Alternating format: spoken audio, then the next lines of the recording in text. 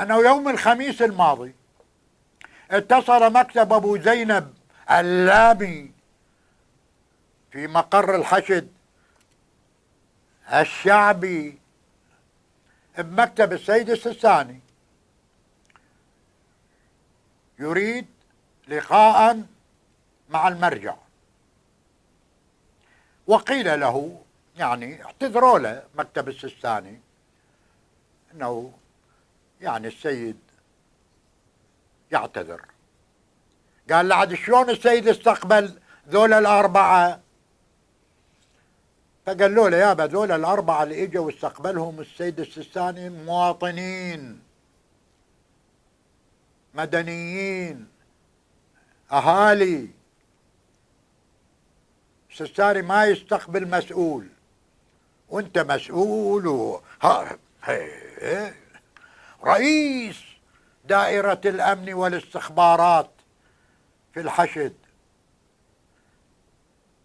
رئيس، وهو في الحقيقة رئيس دائرة التنكيل والابتزاز والأتاوات والخاوات في الحشد.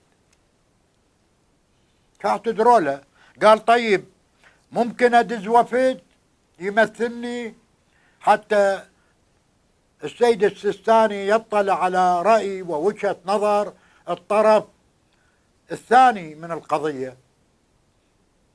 قال له لا، هلا بيهم، هلا بالوفد.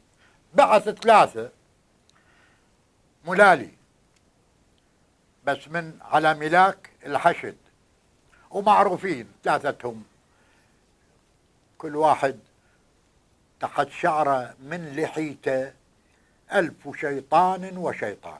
هو رجل الدين اللي يحترم نفسه ويعرف قيمة نفسه يشتغل ويا ذولا الهتلية سرسرية النشالة؟